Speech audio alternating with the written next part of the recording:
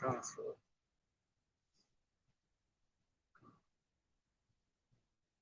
All right, shalom, shalom. First and foremost, before we begin, we love to give all glory, honor, and praises to Yahweh, Hashem, Yahweh Shai, Hashem, Rakakwadash, and double honors to our apostles and elders of Great Millstone who were well. Peace, love, and salutations to the hopeful elect, preaching His truth and His word throughout the four corners of the globe, risking their lives and freedom to do so, now more than ever. All right, and Lord willing, this be an edifying lesson. We're going to play this snippet and pull out precepts.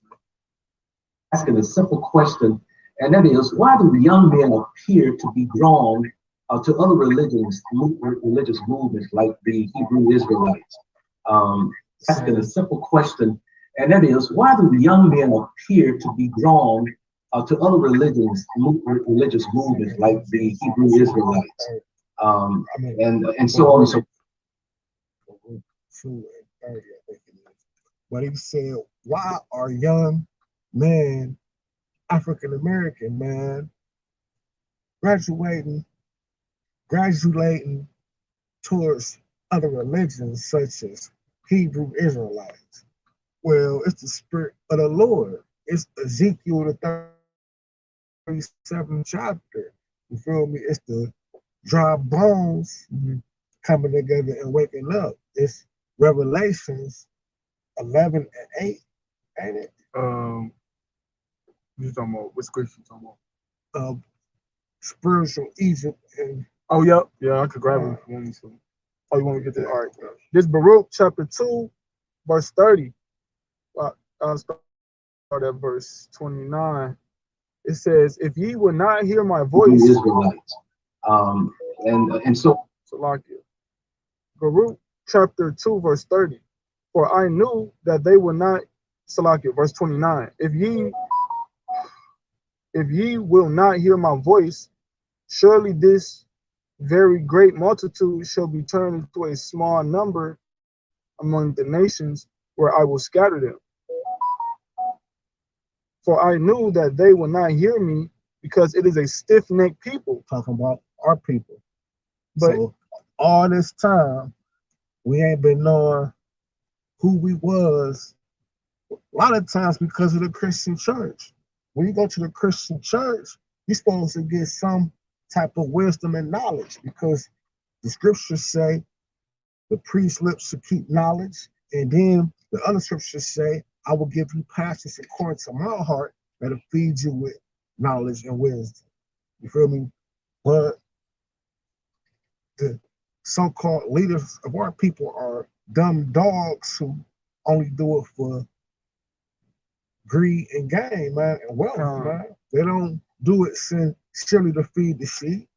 You feel me? So that's why the Most High woke us up in these last days and pulled us away from that. It says, verse 30, Baruch chapter 2, verse 30, for I knew that they would not hear me, because it is a stiff-necked people, but in the land of their captivities they shall remember themselves. And that's what it is. You feel me? That's prophecy being fulfilled. And you can't do that. Get Acts, I think it's 5 and 38, because when you do that, you was going against prophecy. You feel me? That's the spirit of Yahweh by Yahweh Shai, man.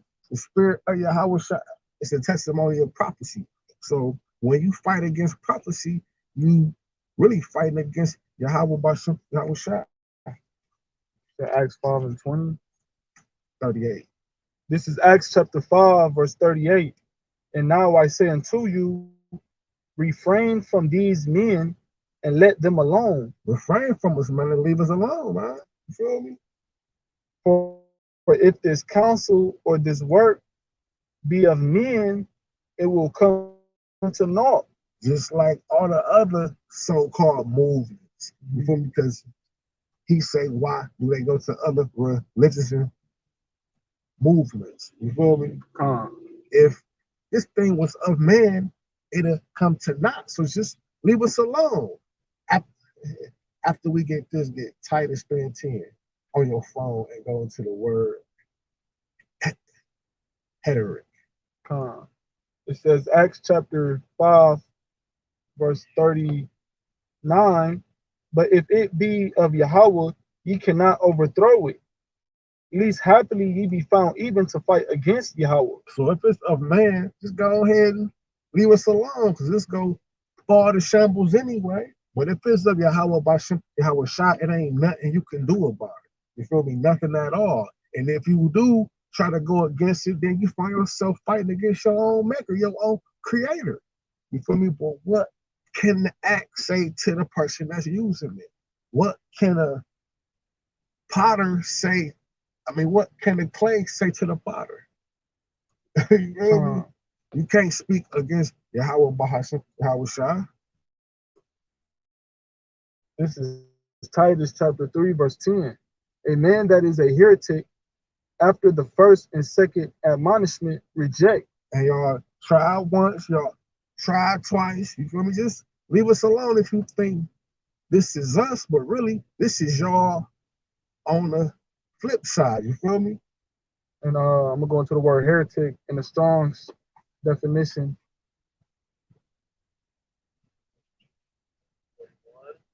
Heretikos. Heretikos. Heretikos is the Greek word for heretic.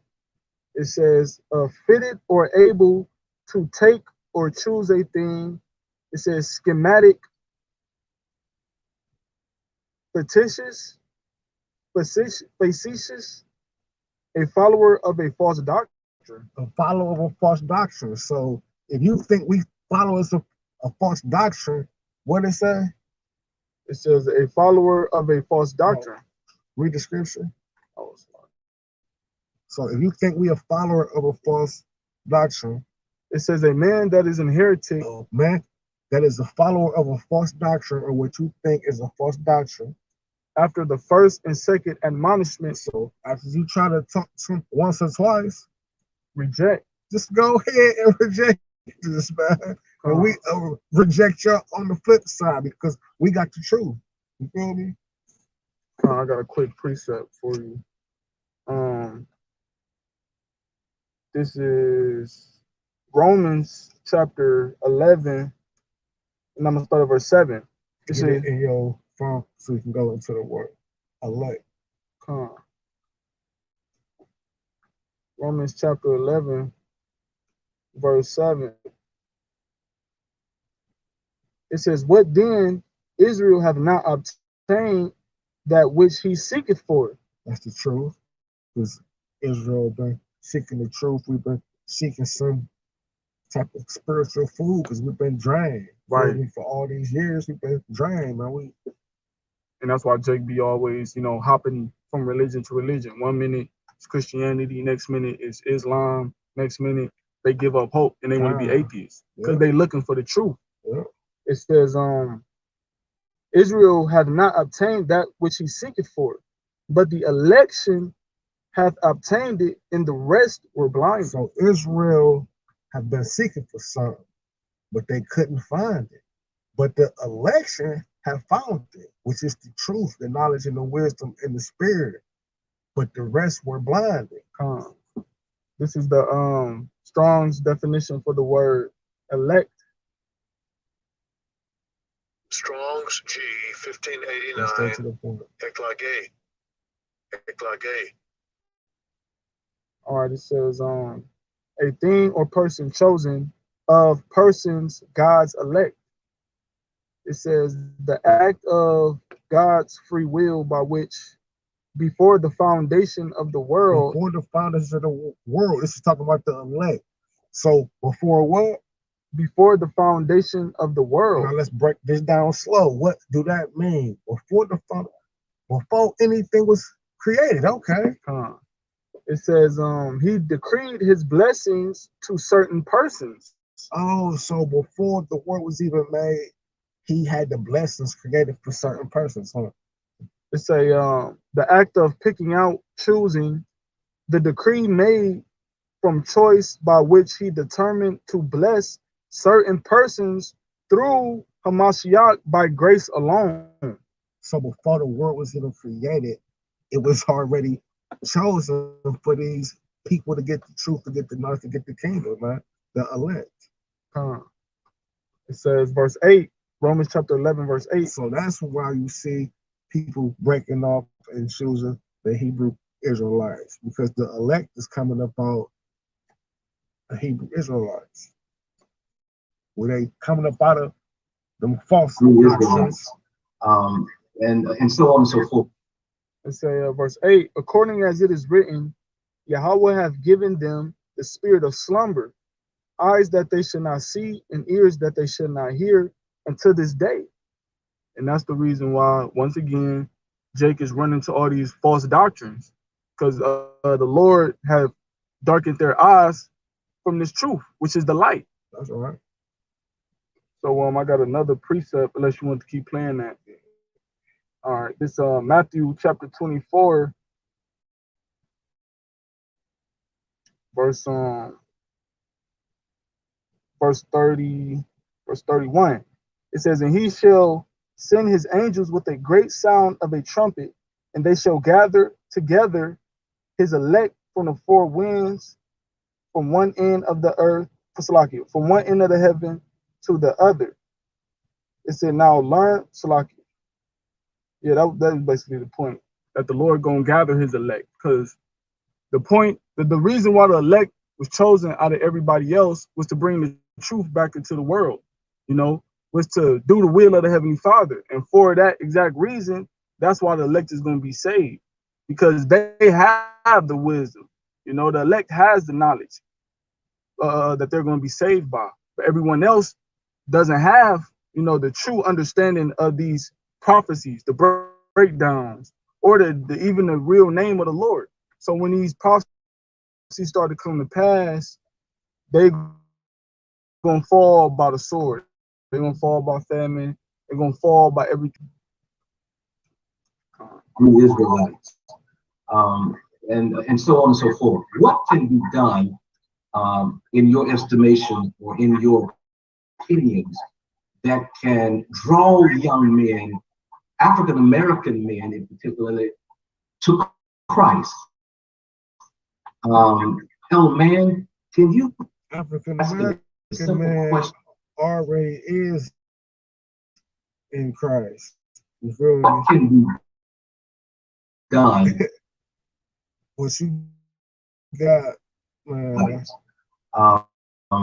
And so on and so forth. What are your opinions that can draw young men, African American men in particular, to Christ? Man, can you answer that question, and then anyone else that want to chime in, you can come right on in, and we'll just go right along. Man, would you give some understanding to perhaps what your understanding that you're doing as relating to why so many young men, African American men particularly, being drawn to other religions like Israelites, like the Nation of Islam? Talk about it. Sure. God bless you. Thank you all so much, Bishop Hankerson, Bishop Bell. Thank you so much for this opportunity, and to all these other great men of God that we share this time with.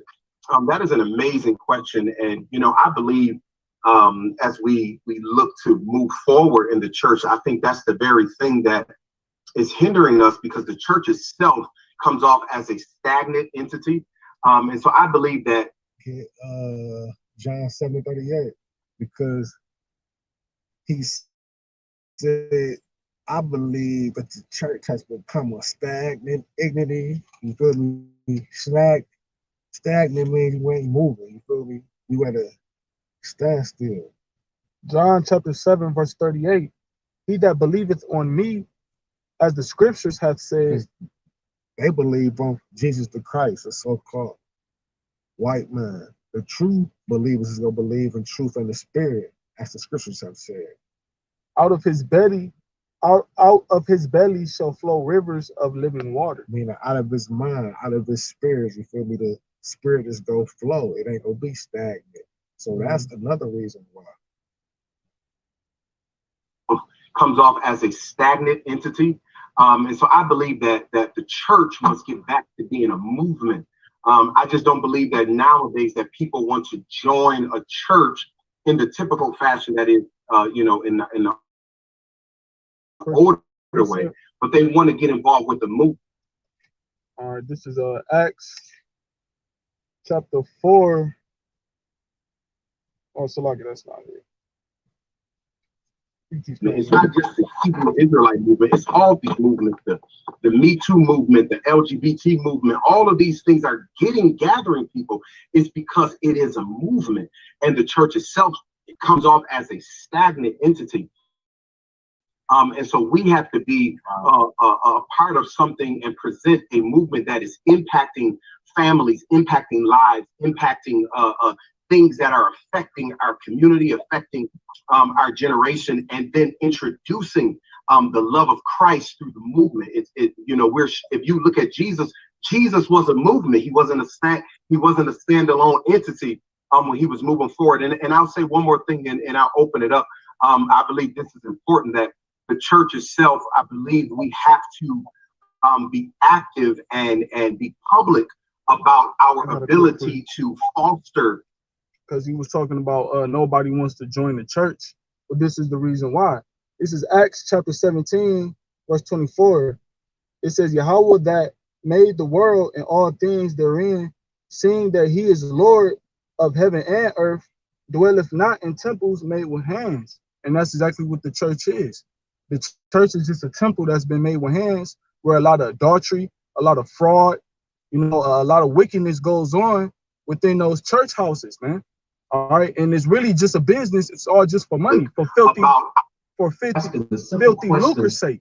Oh, I got something on my phone that's exposing lives, impacting. Asking a simple question. I ain't even gonna say it because I'm gonna show it. You feel me? Next time I'm gonna show that one. Man. I got it off of things that are affecting our community, affecting our generation, and then introducing the love of Christ through the movement. If you look at Jesus, Jesus was a movement. He wasn't a standalone entity when he was moving forward. And I'll say one more thing, and I'll open it up. I believe this is important, that the church itself, I believe we have to be active and be public about our ability to foster and train and develop and show future leadership and give opportunity for that at future leadership. And that's how you know these people ain't got the spirit, because they talking about leadership in the future. All right, because if they understood the prophecies, they will be publicly speaking about the prophecies, right? The end that's gonna happen in the future. They'll be talking about the destruction. They'll be talking about repentance and getting right with the Lord before he starts sending famine, before he starts sending these plagues. It's about the warning. Ezekiel 3. This is Ezekiel chapter 17. Ezekiel chapter 3, verse 17. Son of man, I have made thee a watchman unto the house of Israel. Therefore hear the word at my mouth and give them warning from me. Ezekiel chapter 3, verse 17. Son of man, I have made thee a watchman unto the house of Israel. A watchman. And what do a watchman? A watchman watch out for incoming danger, and they warn the people. You feel me? Like danger is coming, or you feel me? Something is coming. It might not be danger, but in this time, you feel me? Danger is coming. So the Most High, Yahweh Shah said a watchman. It says, therefore hear the word at my mouth and give them warning from me. And that's exactly what we do, man. We come with warning, you feel me? It ain't only about telling the person it's an Israelite and keep the law. It's about warning the people, man. Because our people is known as lost sheep, and sheep are defenseless without the shepherd. And that's why these churches and these different pastors are accused of scattering the Lord's sheep, by way of these false doctrines and pushing prosperity, because that's, if you warning somebody, you, like the brother said, you're warning them from danger. So in this case, you got the church talking about, peaceful, peace, prosperity, this, that, and the third, when reality is you got the prophets on the streets, on the highways and byways, telling you the exact opposite. And the scriptures tell you the exact opposite. So there's a fault within the the church in this system. Develop And the whole and doctrine. show future leadership and give opportunity for that as we move forward. Oh damn. Part of what they feel like they can make a tangible impact in. And so I believe, again, if we can get back to the church, you know, becoming a movement. I know, you know, I'm not an advocate of preaching, oh, we got to get outside of the four walls of the church. That's a given. That's all. Now you got to get question, and that is what Matthew. Which one? Oh, Matthew 10. Matthew 22:9. This is Matthew chapter 22, verse 9. And it reads, it says, "Go ye therefore into the highways, and as many as ye shall find, bid to the marriage." What did he say? He said that we're not, he basically tried to justify not going out preaching publicly outside the church. Exactly, but what do it say? Is that red letters? Yes, So sir. this is red letters. This is coming out of so-called Jesus' own mouth. It says, Matthew 22, verse 9, "Go ye therefore into the highways, and as many as ye shall find, bid to the marriage." What is the highways, man? The highways is the streets, man, out and about, because where's wisdom found? You feel me? Is wisdom in the church? I think we just read that the Most High Spirit dwelleth not in temples made with hands, right? So where do you find wisdom, man, if it ain't inside? This is Proverbs chapter 1, verse 20. "Wisdom crieth without, she uttereth her voice in the streets." In the streets, because you got to be outside so you can come across anybody. Ain't nobody going in them churches but old ladies and faggots, man. You feel me? Like, seriously, man, like the church so watered down. It says, verse 21, "She crieth in the chief place of concourse." Concourse. What is concourse? That's a place where you buy and sell. Exactly. The openings of the opening of the gates of the city. The agora. You know, where you, yeah, right. Exactly. That's where most people be at in the public, you know. So like your downtown areas. It says, "She crieth in the chief place of concourse, in the openings of the gates. In the city she uttereth her words, saying, How long, ye simple ones, will ye love simplicity?" But that's the point. You feel me? You gonna find wisdom out in the streets, and it was ordered to hit the highways and the hedges and get that in season, out of season. You feel me? And to get your body as a living sacrifice. is why do young men appear to be drawn to a stagnant entity? And so I believe that the church must get back to being a movement. I just don't. The church got to get back to being a movement. This is 2 Timothy chapter 4, verse 2. "Preach the word, be instant in season, out of season, reprove, rebuke, exhort with all long suffering and doctrine." But what do it say? Be instant in season, out of season, because you got to be outside. You feel me? In season is when it's warm. Out of season is when it's bitter and it's cold and it's snowing. You feel me? Most camps don't be out there. That's why you don't see videos of them out there in the cold. You feel me? But we out there every winter, every summer, every week for years. You feel me? Like, man, it should be plain as day. And then it said the doctrine, because it's about what you teach. You feel me? Because you can be out there and be teaching the wrong thing. It's about teaching the right way and the right thing, like the scriptures say, and be on point with everything. You feel me? That's the spirit. This is Romans chapter 12, verse 1. "I beseech you, therefore, brethren, by the mercies of Yahweh, that ye present your bodies a living sacrifice." And how will you do that? By being out there in the elements. You feel me? Being out there where anything can happen at any given moment. You feel me? Like, for real. Because then that's another thing. Being in a church, it's like it's kind of like you saying like you want the elect to come to you, which that's not going to happen. You got to preach the word to the elect, so when they hear that word, the elect gonna instantly tap in and click in the spirit, gonna draw them in. So that lets you know that you have to be out there. You got to put yourself out there in order to reach, across the four corners of the globe. You're not gonna do that inside the church, man. You gotta be on the unicorn, and you gotta actually be out there in the streets to reach the elect, which is scattered across the four corners of the earth. It says that ye present your bodies a living sacrifice, holy, acceptable unto Yahweh, which is your reasonable service. That's right. Luke 4:37. Because you said that the elect is going to be gathered by the preacher, right? This is Baruch chapter 4, verse 7. 37. Salaki, verse 37.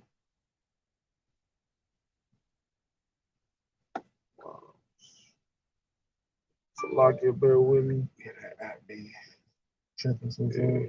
Satan starting. Esau. This is Baruch chapter. Wow. Yeah, he on one.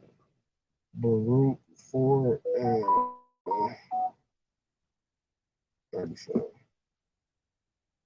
It says, lo, thy sons come whom thou sentest away.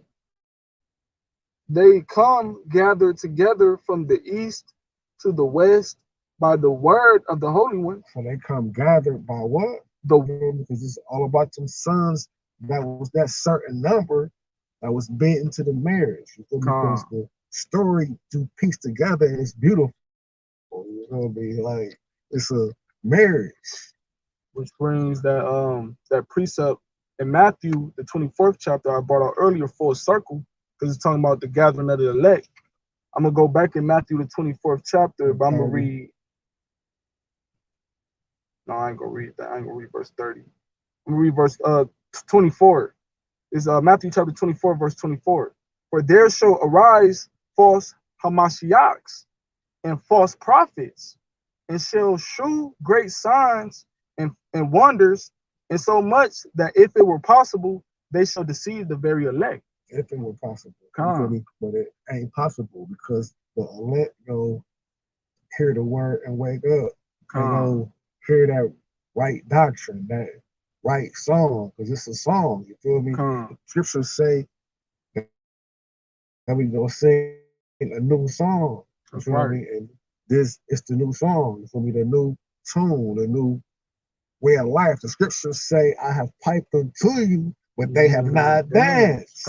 You feel me? Because they didn't hear the proper tones, the proper song. You feel me? That's why the scriptures call them natural group beats. It's I just got one more precept for what you just said. I believe it's 1 Corinthians chapter 1, verse like one of the last verses. Salaki, bear with me, Dr. Shah. Might be second Corinthians.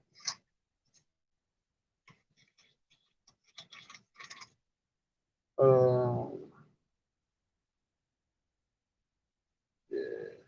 Salaki, can't find it. Got it though. Shit, it's close. That's all I really have. Yeah, Lord willing, we gotta make a long video. That was pretty much the point. That the elect has the wisdom and knowledge, all right, and we're utilizing it for salvation to the best of our ability. So that's what we got to continue in. Everybody else that's still blinded, we got to basically just shake the dust off our feet and keep it pushing. 1 Corinthians 3:16. Can't believe that. I think that is because the brother said, well, no, you had okay. You had read the scripture earlier that the Most High Spirit dwelleth not in temples made with hands, like the churches. You feel me? And in the video that I played, he say, how do we get people back in the church? Well, the church ain't the building. the church is the people, because the Most High Spirit ain't in the church. It's First Corinthians chapter 3, verse 16. It says, "Know ye not that ye are the temple of Yahweh?" Oh, say what? Know ye not that ye are the temple of Yahweh? Now, hold on. Hold it right there. I want to get that Acts again, because you just read, know ye not what? It says, "Know ye," Salak. It says, know ye not that ye are the temple of Yahweh." It say, know ye not that ye are the temple of Yahweh? Meaning we are the temple. Your body is the temple. So this is Acts 7:48. Howbeit the Most High dwelleth not in temples made with hands, as said the prophets. So the Most High Spirit don't dwell in churches and temples and mosques and synagogues. But read it again. 1 Corinthians chapter 3, verse 16. "Know ye not that ye are the temple of Yahweh?" We are the temple of the Most High, not no building. So "And that the Spirit of Yahweh dwelleth in you." but it just said that the Spirit dwelleth not in temples made with hands, because the Spirit will with the people. The people are the church. You feel me? Exactly. And the people, the elect specifically, is the makeup of, that tabernacle of David. Yeah, the third temple. The third temple, right? It's a spiritual temple and not a physical temple. But with that, man, we hope y'all was edified. All right, with that, shalom, shalom to all the who tuned in, and we can grasp the understanding. First and foremost, call hello Yahweh, Ba'asham, Yahweh Shai, Ba'asham, Wadash. Double honor to our apostles and elders who were well within this amount, which is the truth. Peace, love, and salutations to the hopeful elect once again. Shalom, shalom.